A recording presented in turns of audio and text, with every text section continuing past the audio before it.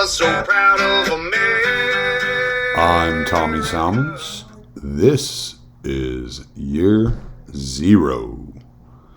Today on the podcast, I have the pleasure of chatting with JJ Boogie of Arrested Development. If you don't know JJ Boogie or Arrested Development, they are an old school R&B group that has been around ever since I can remember, at least since I was in high school. And I always had liked their style of music. But JJ Boogie has also played with Taj Mahal and other blues musicians over the years. We discuss family, music, culture, all that good jazz. So I think y'all will really enjoy this podcast. But first, remember, I am going through the backlogs of year 0, and I am re-uploading advanced versions of audio for past episodes so that they are easier to listen to, because in my learning process, I had to determine how to get over a lot of obstacles. If you need any graphic design done, get a hold of RyanBunting.com. He did the logo for my podcast. He also did the logo for Pete Quinones' Free Man Beyond the Wall podcast, and he designed the cover for my book. So go to RyanBunting.com for any of your graphic design needs. And as always, thank you, Tom Burton, for the music. Enjoy the show. Okay, I am here with JJ Boogie. What's going on, my brother? Hey. Yeah, living the dream. No doubt, man. So I wanted to get you on here. I thought it would be really, really cool to get your perspective. I have a lot of music fans that listen to my show, and Cool.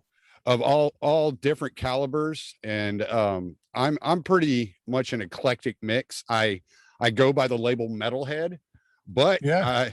one of my favorite musicians touring today is Shooter Jennings, Waylon Jennings' son. You know, so I listen to all kinds of good things, man. If it's good music, I'll listen to it. Right. Yeah. Tennessee was really one of my favorite songs when I was in high school. So, Yeah. so it's really a pleasure having you on and chatting with you. So I wanted to get into culture, but I wanted to talk about the COVID culture first, because you are a musician, and I saw that Fire and the Knife are touring right now, or playing shows at least. Yeah. We've been gigging throughout the entire pandemic, except for like the first 3 weeks when everything first shut down. We did a few live streams. We hated that, and then we found places way outside Atlanta that were like, "Hey, screw it, we're staying open. We're gonna have it." So we kept gigging, and all our musician friends, most of them just did live streams, and we were out in front of people with people all year, and still are. Yeah. So. Yeah, and that's really cool, because I know a lot of musicians have been hurting during this time, not being able to tour and not being able to do much of anything. Yeah. So it's really cool that y'all have continued. Now, and I was listening to y'all's music the other day. I actually went on y'all's YouTube channel, and I like it, man. It's like a nice, like funky R&B kind of old school vibe to it. I thought it was really cool. Right on. Thanks. Yeah, we need more updated stuff, with our YouTube stuff, and we're recording a new album right now. So hopefully, I'm hoping by the end of this year we'll have it released, have everything done. So we're like right in the middle of it. So yeah.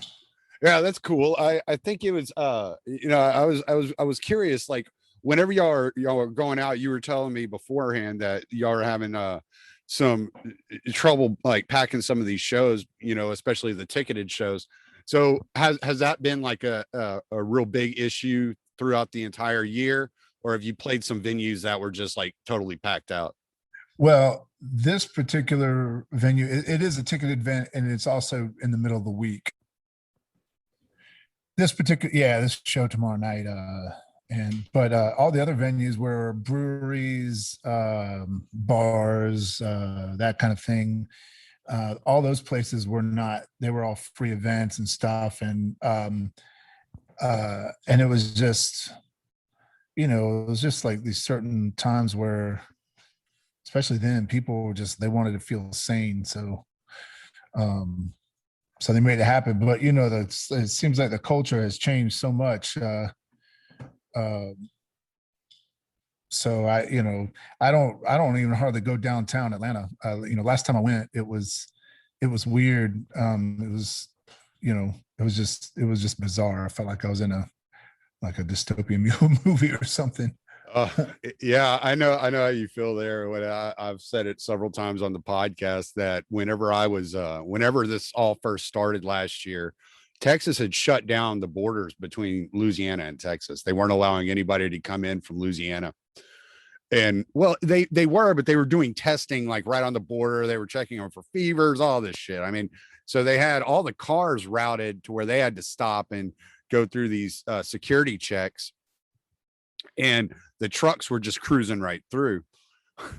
The cops I guess they just got tired of it. They're just like, this is not my fucking job. I'm not doing this shit anymore. Because probably about 3 weeks into it, they stopped even stopping the cars. You would just see the cars just rolling right through the checkpoints. They would exit like they were going to go to the checkpoint, and they would just be waved right through, so the cops didn't even want to fuck with it anymore. Yeah. And I guess it was like 2 weeks later, Governor Abbott was like, yeah, I guess we're going to open up the borders to Louisiana. So it was kind of like, all right, yeah, good. That worked out. But when that first started, it was really strange because I would drive into Houston and there would be nobody on the fucking road. I'd get through the entire city of Houston in like 20 minutes. And I was like, oh, this is weird, man. I lived there for 30 years and was never able to do that. Yeah. So it was really strange. But I would imagine there would be at least a certain percentage of people that would be extremely excited that there are some live shows going on. So I'm sure you get a lot of those people showing up. Oh yeah, without a doubt. Yeah, there were definitely places where it was packed out. Sometimes with whole families, like there was family places that we were playing, and and a lot of these places it was just me and my wife on acoustic guitar and not very much money at all. But I didn't even care about the money. I know when I go on when I tour with Arrested Development, that's where I make my big money, on those big international tours.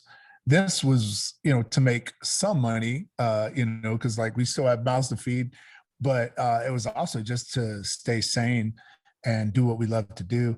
And you could tell people really appreciated it, especially down here in Georgia, way outside Atlanta.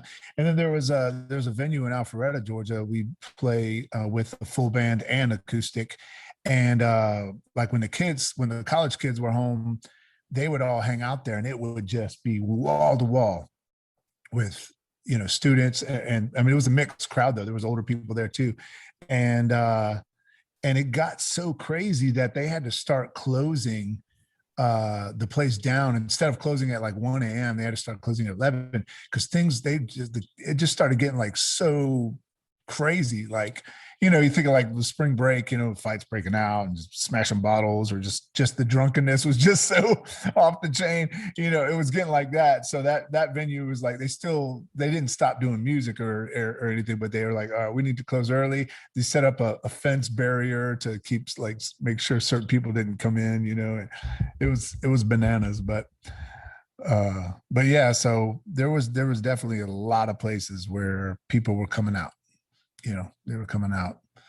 So, and we appreciated that. And I know they did too. So, yeah, I would imagine that, the spring break crowd, man, that would at least profit y'all a little bit and tidy y'all over, maybe buy you another guitar or something. Yeah. Right. Yeah. So, I know a lot of musicians, they can never have too many instruments. Exactly. I mean, they're out there buying things they don't even know how to use. Oh, I've been there. Yeah. I think my best friend bought a xylophone the other day because he was bored. I don't know. Nice. Who knows what he's going to do with it? But yeah. And it's really kind of strange the people there's a lot of people like that I've ridden bikes with. I've ridden bikes with some MCs and hung out with those guys. I've hung out with musicians over the years, and it strikes me as odd, and I don't know if this is an age thing or maybe I was missing something, but I had just talked to David Sanchez, the vocalist of Havoc, last week, and I was talking to him about how in the metal scene it always seemed like it was all about rebellion, but that to me it's like the music industry in itself is all about being outside of the norm, not being part of the in group, having your own thing, and being outside of the box and not operating within the confines of society. And so to see so many musicians that are just falling in lockstep has been really disheartening to me. Do you find that strange, or is this something you just expected? I think I expected it to a degree. I didn't expect it this much. I expected it some, just because I've just getting into Facebook and Twitter arguments for the past several years with elections and political stuff. You could kind of see who are pretty much blue pilled, and but I think it's sad though. I think so. I mean, I think I expected it. I didn't expect it to be this much, but it also is it's kind of depressing, because some folks who I knew that I gigged with or toured with, and they used to seem so hardcore rebellion, and now it's like they're like the opposite, just straight up like Karen's like crying if you don't have a mask on, and freaking out if someone's walking down, if they're trying to walk their dog and somebody's on the opposite side of the street and they don't have a mask on, and they turn around and run home like with their tail tucked between their legs, like a scared little dog. I'm like, dang, but I think I don't know if it's just a testament of how powerful the propaganda machine is now. It's being utilized through social media, TV. It's like you can't get away from it. It's scary. Mm-hmm. It's sickening. It makes me sick. Yeah, no, I agree with you, and you brought up the blue pill, and for sure, and I think we all come from a place of being blue pilled at one point. I mean, obviously we had to figure these things out at some point, but I find it harder and harder to identify with these people. And I don't know if I'm so far removed from that mindset. Yeah. Or they're just running the opposite way. It's almost like some of them are intentionally staying blue pilled. Yeah. Do you find that? I don't know. I don't think there's a way they could intentionally do it, because then that, to me, I would think that would mean that they knew the difference. Well, I think of things like if you talk to like an old school leftist, or even an 80s Democrat, or a formerly anti-war Democrat, it's like, yeah, we know that what they're doing is evil, and how the CIA operates is wrong, and we know how the FBI operates is wrong, and we know how the military industrial complex operates is wrong, but we're going to support them anyway. I don't want you to talk to me about this stuff. I don't want to hear it. I don't care. I know what you're saying is correct. I just don't want to hear it. And It's like almost this intent to stay asleep. It's like that scene in the Matrix where Morpheus offers Neo the blue or the red pill, and they're intentionally saying, no, I want to stay in the Matrix. I do not want to wake up. Sure. Yeah. That might be the case. Or they, or they just might be so scared that they think that they need to, they need to listen to Fauci. And, if it's a doctor speaking that is not state sanctioned, then that guy is considered the wacko, when they have just as much credentials, and a much better track record. Fauci's got a horrible track record going back to the 80s with pushing, AZT on AIDS patients and killing thousands of, people with AIDS with, pushing AZT, and now he's, pushing these vaccines, and we already have a lot of deaths, and who knows what's going to happen. Yeah. I was listening to Pete Quinones the other day, and he had Aaron on, and he was just like, if you watch the Dallas Buyers Club and you still believe anything Fauci says, you're a fucking moron. Yeah. I need to see that movie. I heard him say that too. It's a great movie. I remember when it came out. I never saw it, but I need to check it out. I literally emailed myself, like, watch Dallas Buyers Club. So yeah, it's an excellent movie. It was really good. I saw it when it first came out. It came out and it hit pay-per-view, and I was like, I want to see this. Yeah, it was really good. And I wasn't even a libertarian then, but I was just like, oh my God, this is fucking horrible. So sure. But yeah.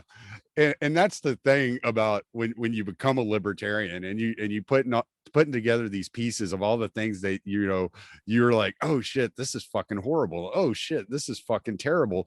And then you're like, oh, there's actually a way to address this and not lose my identity. Yeah. It's like Scott Horton always says, attack the left from the left and the right from the right. And you're like, yeah, you can keep your identity if you want it. Nobody's asking you to give up your identity. It's just like, let's just find a way for everybody to live peacefully and, full of liberty and with freedom, and not try to be forcing our cultural norms down everybody's throat and all that shit. Yeah, no doubt. When Scott says that, I've heard him say that before. And sometimes I feel like I like to hear more examples. I need more examples of how to do that, because I'm like, I definitely need to do that, because I'm in situations, to where I need that kind of tactic, but and then, listening to Pete, I love Pete's show. And I did, he hired me to do the music for the Monopoly on Violence documentary. So I did all the film score for that. And I'm going to I'm going to do all the music for their next movie on the, what is it? The History of Cops, or I don't know what the name of it is, but they're doing a documentary on cops. So as soon as I get that footage, I'm going to be doing all the music for that as well. But when I listened to his show, what I was going to say, I was like, man, sometimes it's like, it is, super red pill, but sometimes I get a little too overwhelmed or discouraged. Like, I feel like, man, there's nothing that we're so far down, like, that there's no way out. And I see Vin Armani, who moved to Saipan, with his family, and I'm just like, man, I can't do that. I don't have the money to do that. I have, my mom is here. It's like, my sister's here. It's like, I can't leave maybe if I didn't have anybody, and if I had the means, I would get the heck out. But yeah, so it's crazy. No, I can definitely understand, like, the black pill mentality and how easy it is to kind of feel like all hope is gone and, kind of nihilistic about things. Yeah. I just think for people like you and me, in the situation that we're in with children, we don't even have a choice. I have no choice but to continue podcasting, to continue to try to spread the word, and to continue to talk to people like you that are, culturally influential. And the reason that's so important is because, I'm sure you've heard Pete say it. Andrew Breitbart had the quote that politics is downstream from culture, and you're involved in the culture, and you're affecting the culture so much through your work and through your music. And then people get to know you, right? Because if you guys come out and you're just beating people over the head with your ideology, before they even get to know you, they don't know what kind of person you are. They don't know, what kind of talents you have. They don't relate to you in any way, shape, or form. So they don't want to hear you. They don't want to hear what you have to say. but Yeah. you're actually making a deeper connection with people. And by making that deeper connection with people, if you engage in a conversation, that you can actually make a difference. And I think that's really important. And for examples for attacking the right from the right and the left from the left, I would suggest something like reading the book Markets Not Capitalism. Have you ever read that? Okay, so it's a collection of essays by writers like Sheldon Richman, Roderick Long, and it's explaining that what the Marxist and the anti-capitalists today describe as the faults of capitalism are actually what we're living through the day, the cronyism. No leftist likes cronyism. Every leftist is going to be against corporatism and cronyism, right? So if you can attack it and say, no, I'm not for what you see as capitalism, I'm for a freed, and they intentionally said it like this, which I thought was a brilliant point. Don't say I want a free market, say I want a freed market. I want the market to be freed, right? So you might have seen I put a tweet up the other day. I said free Ross, free Assange, and free the market, you know? And so things like that are extremely important, and getting into that nuance, because they hear that D on the end of free and they're like, wait, this guy's talking about something different than what has been told to me laissez-faire is, or what a free market economy is.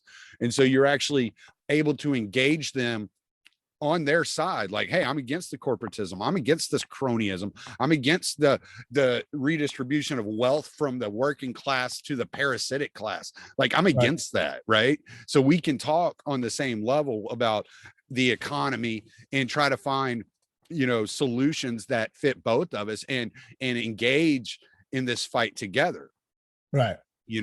So I think that would be like a really good book as far as from the economic standpoint. And then you can hit the right with anti-war, shit all day long. Like, why should your kids be sent off to war to enrich freaking Raytheon? Like, come on, man. Yeah, no doubt.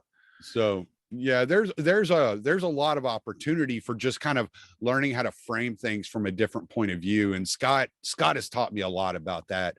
Just the times I've had to talk with him and spend time with him, I've really enjoyed that. Yeah, he's great. I'd love to meet him one day. I've had a couple email correspondence with him, but yeah, I'd love to meet him one day. Yeah, he's a great dude. I want to go to a Mises event one of these days. I was talking with Bill Loby, who's the owner of Neighbors Feed and Seed, who was one of the sponsors for the Propaganda Report, or Monica Perez show. Mm-hmm. Yeah, and we're our family's good friends of his family now, and he sent me a text the other day. He's like, "Man, we got to go to Alabama for a Mises event one of these days, like road trip." I'm like, "Yeah, that'd be great." that would be cool. Yeah. So, how is you were telling me earlier, and I hope you don't mind talking about this, but how has homeschooling been during this period? Have you always homeschooled, or was this a change that y'all made? No, we've always done it since our kids have never stepped foot in a state school, government school. And so that they were, the only things that changed for our kids really was for the longest time, not, going to the playground as much, not seeing their other friends as much, who were a lot more, afraid to let their kids play with other kids, which was, kind of weird. And they would have to do a lot of FaceTime sessions on the iPad, to talk to their friends, but other than that, also, for a while we weren't going into restaurants like we used to. We'd have to pick up food. And then I remember when they finally started opening up restaurants, the first time we went into the sushi place, my son started choking on a piece of sushi. Right. So my wife, I'm whacking his back, and then my wife's going to do a Heimlich, and he's coughing, so we get it out and he's coughing. I'm thinking, I'm not even worried about him choking anymore. Now I'm worried that people think he's got COVID because he's coughing. That's how, and it was just like this heightened sense of like, God, don't look at us. It's okay. He's just choking, but I'm like, stop coughing, but yeah, it was like, things like that were probably the most stressful, but nothing's changed because we're always been schooled from home, for them. So, they just kind of miss seeing some of their friends in person and, that kind of thing. But we've been doing play dates with certain friends who aren't scared to get together in person, Yeah. That, yeah. Yeah, they need that. They definitely need that sociability. And that's been one thing I've been really concerned with children is the not being able to see people's reactions, expressions on their face. That's really bothered me.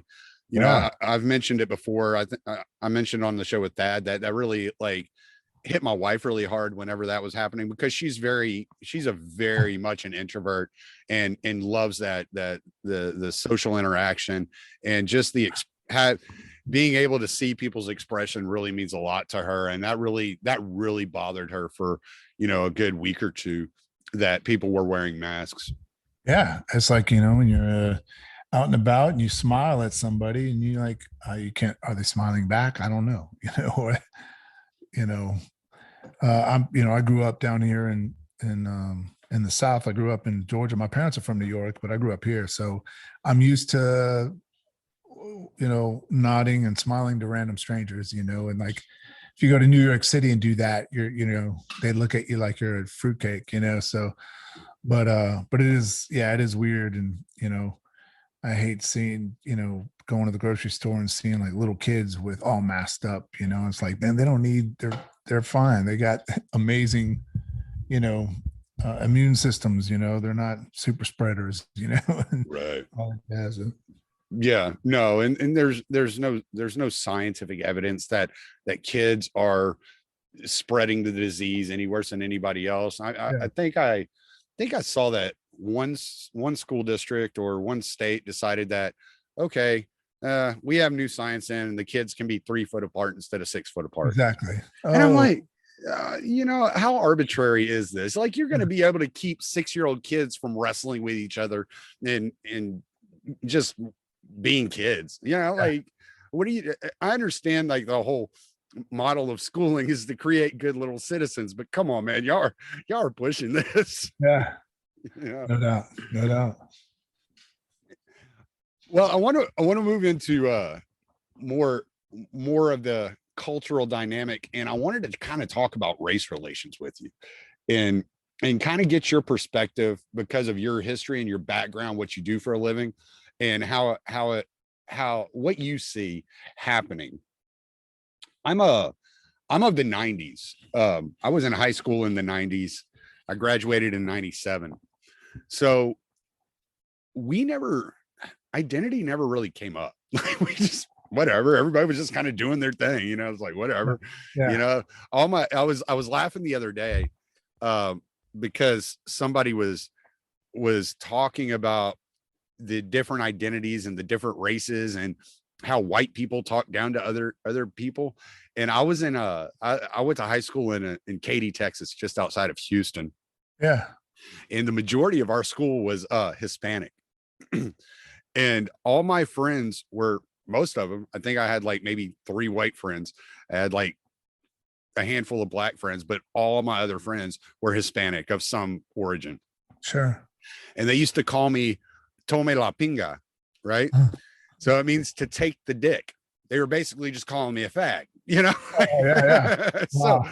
and it was just a running joke. It was always going on. It was just, that's just what they called me.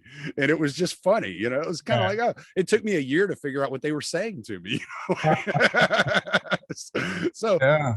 But we always busted each other's balls, and like it never bothered us, like it was just like, oh yeah, you're so black, you leave fingerprints on charcoal, you're so white, yada, and we just talk shit to each other, and it was never a big deal, and so it's really strange today to see how kids are being indoctrinated through critical race theory, through the identitarian politics, the woke culture, whatever you want to call it. So what, from your experience, what is your experience dealing with things like this in your life? And then how do you see it affecting the children going forward? Ooh, that's a tough question. Well, I mean, the whole critical race theory is like, it's definitely becoming, it's more prevalent than ever before. And I've seen some of my Black friends accuse other Black friends of not being hip to critical race theory, or like, oh, he's not read up on that, so he's ignorant, and they take it as gospel, but and some of these are younger kids, so they're just that's how they're being indoctrinated nowadays, where the whole Marxist fight was a class thing, so now they're like they're just kind of redirecting that same fight, but with amongst races, but I think overall it's just a divide and conquer tactic to keep us at odds with one another, so that we don't look at the real oligarchs, the real rulers, and join up against them. But I mean, because that would be a real revolution. That would be, to me, would be real woke. You want to get real woke, that's where that red pill is going to really come in handy, open people's eyes up to. But I forgot the exact part of your question. Well, I was just from when you were growing up and you were coming up in the music scene. I mean, you played with some legendary blues musicians. And I remember when you were talking, when I was listening to your episode with Thaddeus Russell, I was thinking about when I was a kid, right? And so my great grandma owned a hardware store, and she had one employee. His name was Mr. Jack, and he was this old Black man that worked for her. He was like part of our family. He was basically an uncle to me, and I was like 4 years old. Right. And he'd bring me out in the back where he had his propane stove, and we'd sit down and he'd show me how to cook okra and tomatoes and, this, that, and the other. I'm Louisiana, so we ate a lot of Creole food. Yeah. And he's showing me how to cook when I'm a little kid. And that's some of my best memories. And, I really identified with like the song Curtis Lowe, by Leonard Skinner, because, it reminds me of him and that time I spent with him when I was a kid. And, I think about just the way that they're segregating us by identity. I'm like, this is horrible, because none of us are pure. I couldn't tell you half the shit in my lineage. I don't know. I'm a mutt. I don't know. And it's just really disheartening to see that relationships like that are so meaningful. Like to me, Mr. Jack was an icon in my life, and like to see that is it's so disheartening that the future generations won't have that. And I was just, how has this affected you and your relationships? Well, I mean, the good thing, like with my bandmates, with Arrested Development, everything's been really cool with them. But I've been touring with them, been working with Speech since '98. So we're brothers, and we don't get into it that much. I mean, I've seen him get into it with other people on social media, with certain stuff. But I think in general, it seems like it's more the distancing has been more political, where it's more like talking about economics, or if back in the day, if I would criticize one of Obama's policies and how it was harmful to Blacks, harmful to a lot of people, not just Blacks, or they would automatically think it was some right-wing talking point, whatever. And when it had, had nothing to do with that, it was just economic law. It's like, as opposed to some kind of conservative thing or whatever. But yeah, I think I'll get a better grip of that once things open back up and we start like getting back out again, because it seems like a lot of that heated up during the lockdowns. People were going out during when there was a lot of protests and riots and stuff. And I know I had some friends that would go out and march and stuff. But I'm outside Atlanta. I'm like 20 minutes outside Atlanta. So I didn't go in the city. All my gigs and stuff were out, but so all my interaction was online. But you could, there's been, I've been blocked by a few people. There was a couple people I blocked for if I would talk about something economic, and they would take it as something racial when it had nothing to do with that. Yeah, there's some old friends, that I don't see, anymore, which sucks. There's a guy in my who was in my wedding, who, man, he blocked me on Facebook because I stood up for my father-in-law, who was retired from the Army, who they got into an argument about gun rights, and he said something rude to my father-in-law. So I jumped in and be like, hey, you need to tone it down, And then he blocked me, and then his daughter blocked me. She was like the flower girl in the wedding. I was just like, oh, this is getting out of hand. This is so stupid. I'm like, but I saw him recently. We saw each other in person. He was totally fine, but it was just, I don't want to see your post on Facebook, I guess, Yeah, I've had situations like that too. And it maybe not people that I was that close with, but, people that I had gone to, shows with and, spent, had over for UFC fights and stuff like that. And then, I say something about how a cop shouldn't have murdered Daniel Shaver in a damn hallway, and they're like, oh, block, oh, damn blue line. And I'm like, yeah, whatever, man. Like, yeah. So I'm just like, I told Angela when I had Angela McCardle on, I was like, I don't have time. If people want to call me racist, I just block them. Whatever. I don't have time for you. I really don't. Yeah, and then on the other side, I've gotten into it with when Trump's his trade policies and stuff. I got into it with right wingers, and they think I'm some kind of commie because I don't, we got to do something with China. We got to fight back. And I'm just like, oh my God. No, I'm not a protectionist. I've gotten blocked and blocked people on the right too. So it's just like both sides is like, okay. Yeah. Well, and it strikes me as odd. It maybe odd isn't the right word, but it's an ignorant position to say that somebody that is standing up for economic purity and freed markets from an economic basis is racist.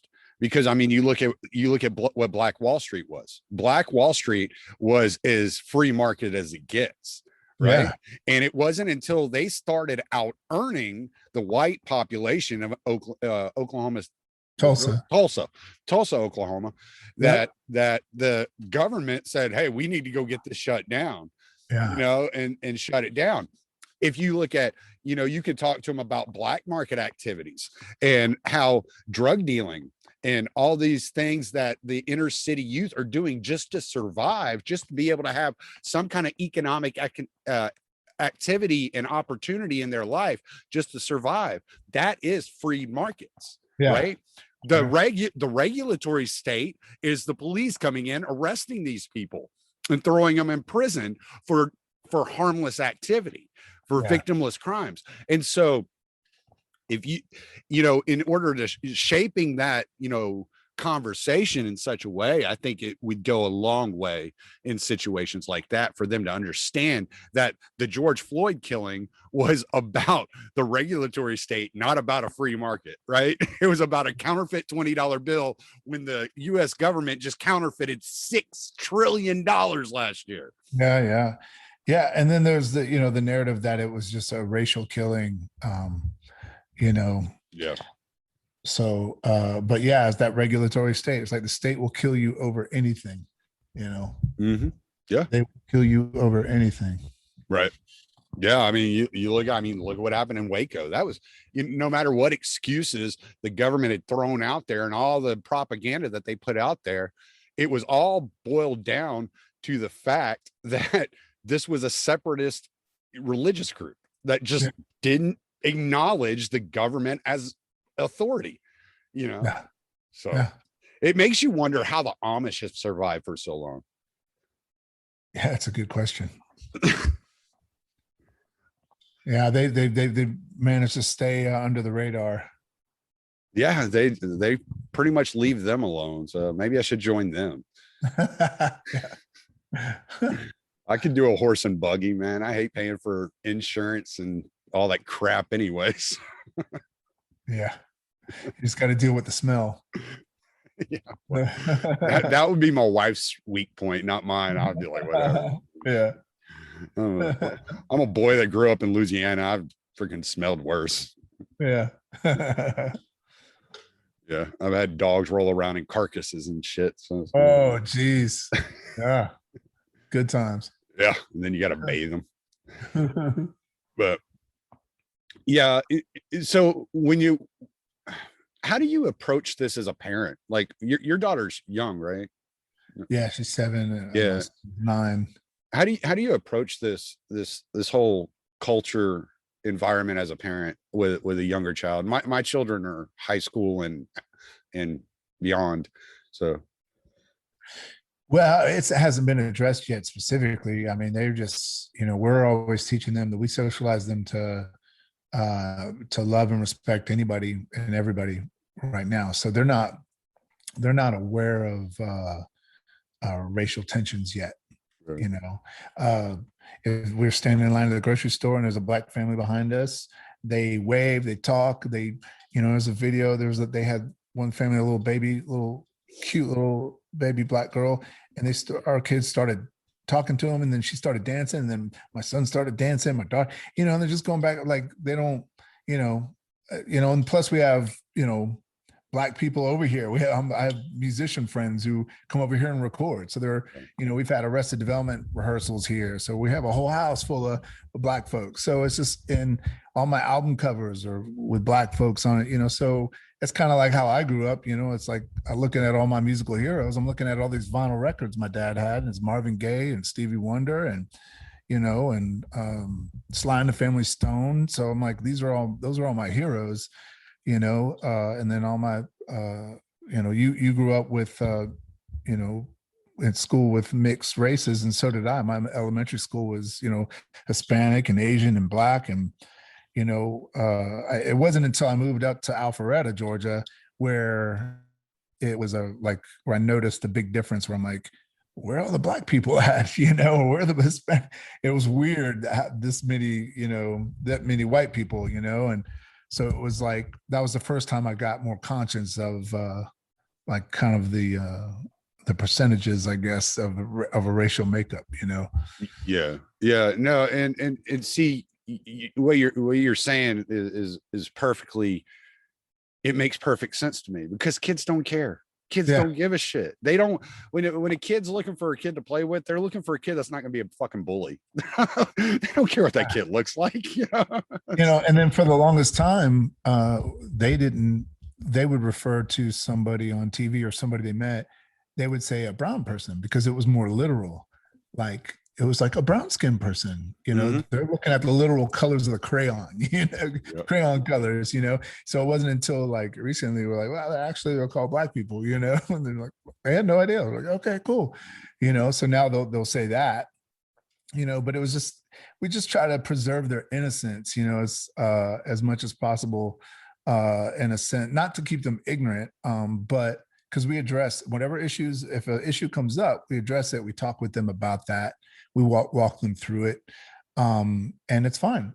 We're like, okay, they're very understanding. They're in a lot of ways they're very mature, and we've taken them to family gigs, and where the owners of the establishment are like, man, your kids are so confident and so like well-mannered, and so I'm like, wow, awesome, thank you. I'm like, good, they're behaving, because you wonder, it makes you worry, when they're out and about doing something, like, are they going to behave, but we teach them, we correct them lovingly. It's like people get worried about socialization because they're not in a government school. I'm like, well, they're learning how to socialize through me and my wife. Right.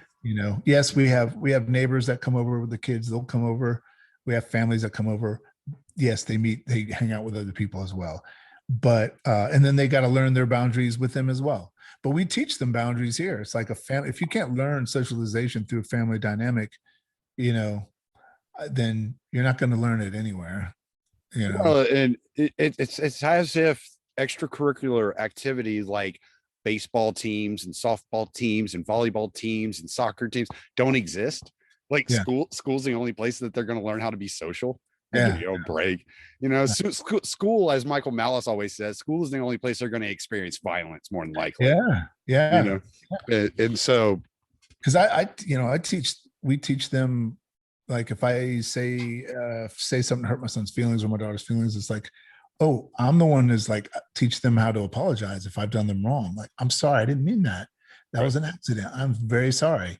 And then we teach them that they've learned to apologize, if they've accidentally done something wrong, or even if they did something intentional where they just lost their temper, and then they still have to apologize, and, they learn to make amends and resolve issues and give hugs and say, I love you afterwards, so my son and my daughter, they're both very cognizant of learning how to resolve conflict, which is great, so. Yeah. I mean, and you had made a comment about, calling the people on TV the brown person. I had a friend of mine, really good guitar player that used to come over and play guitar. His band would do their rehearsals at my house and everything. And he came over, he walked in the door one day and my youngest son, when he was like 4 or 5 years old, he goes, Dad, the brown guy's here. Yeah. It's like, okay. Yeah. We had a babysitter, dear friend of ours, awesome Black woman. She babysat our kids one night. And this is what they were both very young. I think my son might have been like 4 or 5 or something. And she went to give him a high five, and he didn't want to touch her hand. And she was like, "What's wrong with my hand?" He's like, "Oh, I'm afraid that the dirt's gonna come off on my hand, And she's like, "Oh, you kind of hurt my feelings," And then I'm like thinking, "Oh, she's telling us this happened." And I'm thinking, "Oh, she's gonna think our kids are racist or something." But she knew it wasn't that. He was just so ignorant and like innocent. Like he didn't know. He'd never, this was like he was very young at the time. He didn't think. He just saw her hand coming out and was like, "Oh, is that gonna get on me?" I don't know.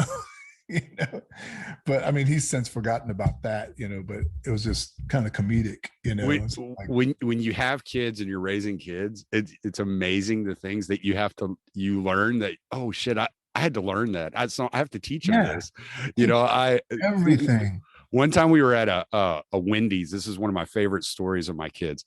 One time we're at a Wendy's, and I guess my youngest he was about 3 or 4 at the time. And then his older brother was about 5, 6 at the time. And my older of the two said, "Hey, I need to use the bathroom." And I was like, "Oh, okay." So I was like, "You need to use the bathroom too?" And he's like, "Yeah." I was like, "Okay." So we go to the bathroom. Well, it was just an open bathroom. They had a toilet on one side and a urinal on the other. Right.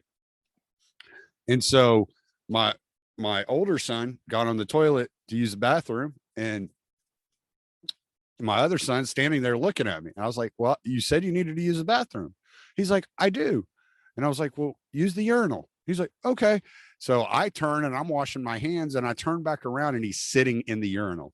Oh, And I'm like, no, hold on. God, no. I was like, I didn't know it was a number 2, dude. I'm so sorry. Yeah. You got to teach them everything. Yeah. Everything you take for granted. You're like, wow, okay, they have to literally learn this and that and this. Yeah. Sometimes I hear my wife will explain something to them, and it'll be from a viewpoint with the assumption that they already know certain words that or a concept that I'm thinking he's not getting, or if she's talking to my son, like he's not getting that yet because there's concepts in there that he, you gotta work up to that, and I catch myself doing that too. She's not the only one who does it, but I have to remember, like, okay, what level are we coming at him at, Right. But it's cool. We've been teaching him Austrian economics using the Tuttle Twins books. I don't know if you're familiar with them. I've heard of them. Yeah. Yeah, they're great. So it teaches, they break down, some of Rothbard's stuff, Hayek, all kinds of stuff. They have books on the Fed, and so they learn about Austrian economics. So my son has already learned about inflation and money printing and freed markets and how governments mess up markets with cronyism. They've learned a lot. And I keep going over them over and over and over, make them read them over and over so that they absorb it. But so now it's like, my son will see, politician on TV. It's like, it don't matter if it's an R or a D. It's like, hey, that dude's bad. he ain't up to no good, So, yeah. That's good. Now all he's got to do is learn the phrase "none of the above." Let him watch. Yeah. Let him watch Brewster's Millions a couple of times. He'll be all right. I forgot about that movie. Yeah, I love that movie. That's one of my favorite movies. Classic. Yeah. Yeah. He was one of the best. Yeah. I watched one of his stand-up episodes from 1970. I think it was 77 or something like that. And he started off the entire episode with, yeah, you motherfuckers worried I was going to get canceled. Ain't nobody ever going to cancel me. And I was like, damn, cancel culture was a thing back then. Wow. Yeah. That's deep. Yeah.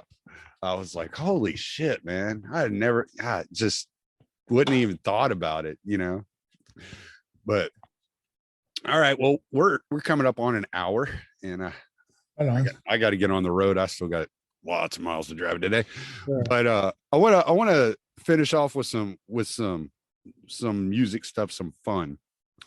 Out of all the musicians you've ever played with, who was the one that you still to this day are just at awe that you actually had the opportunity to play music with that guy? Oh, wow.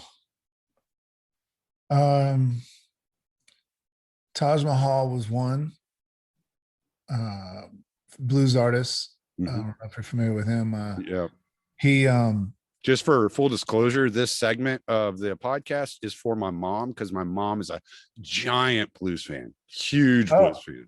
Yes. Yeah, that's great.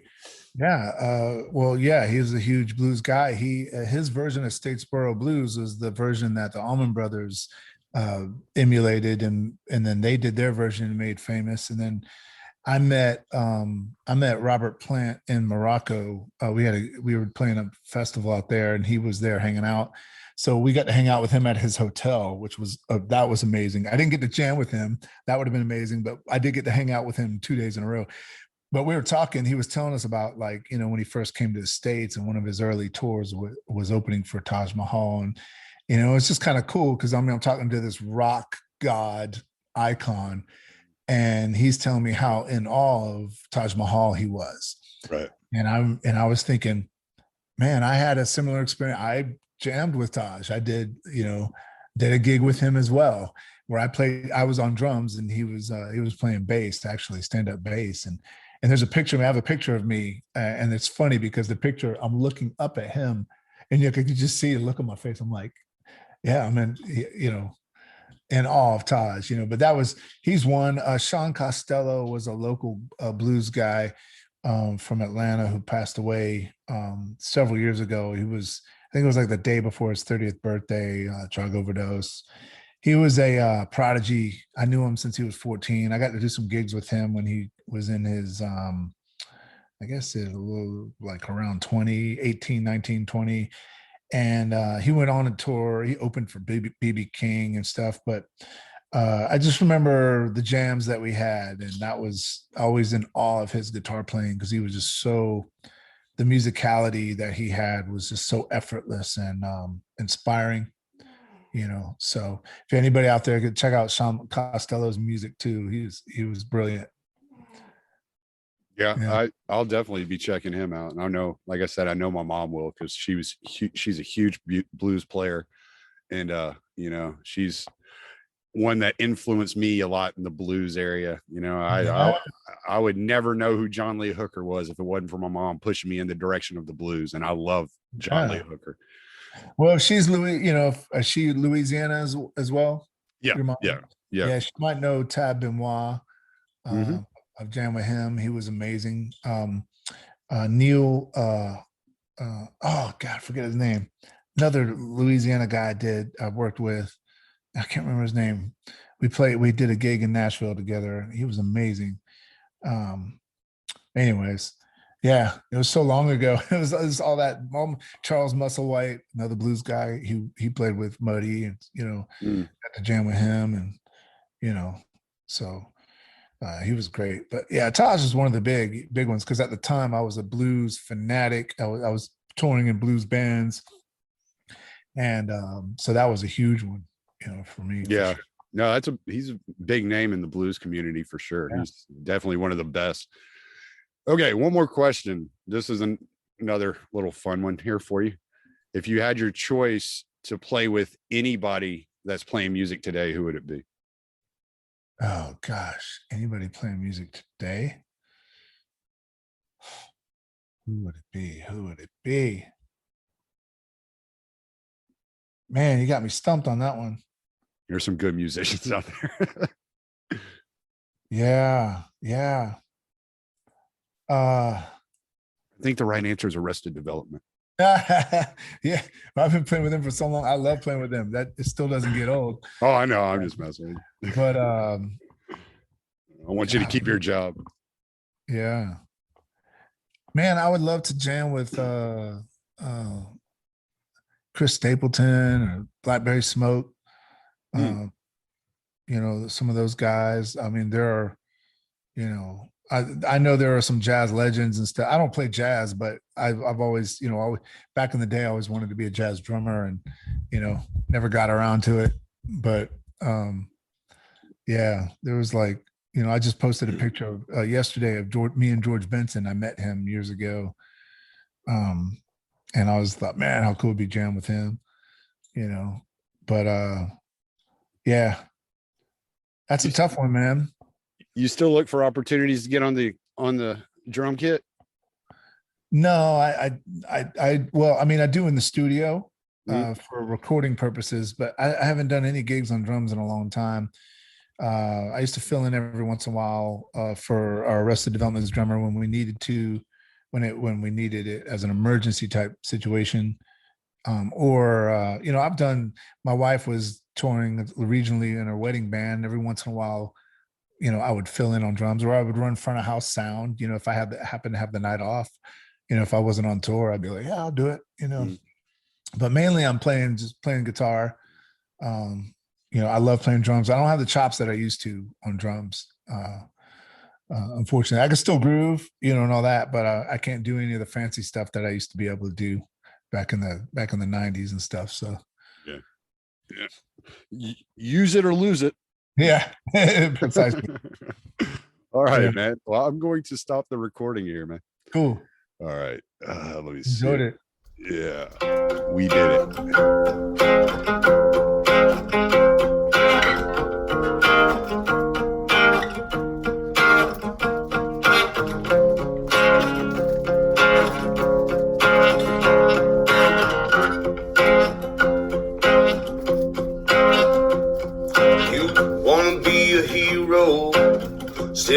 just a slave. All your good intentions took you to your grave. Your pride is how they killed you. With the flag you waved just like a fool. They promised you a mountain, gifted you a stone. They demanded that you throw it into your neighbor's home, and then seize all that they worked for and give it to the throne just like a tool. Well, as we all just stand in line and glorify new ways of being cruel, seems to me humanity is not something that they're teaching us in school. They dumb us down all around, propaganda, their pollution. They set a cage up on the stage, a facade for all solution. They build a wall, block them all from this mental institution. It's insane.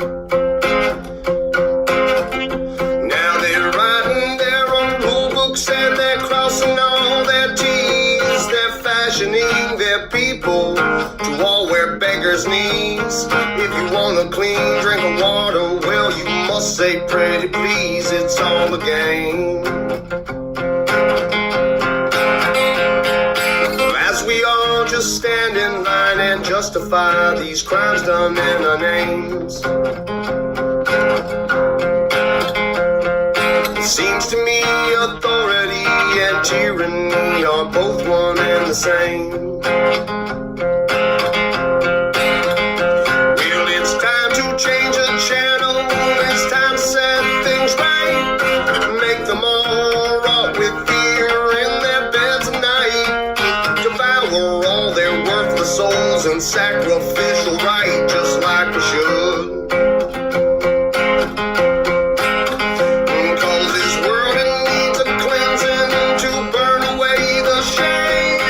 Destroy all the remnants of those who are to blame, and we'll stack them up like cordwood, watch them sizzle on the flames for good.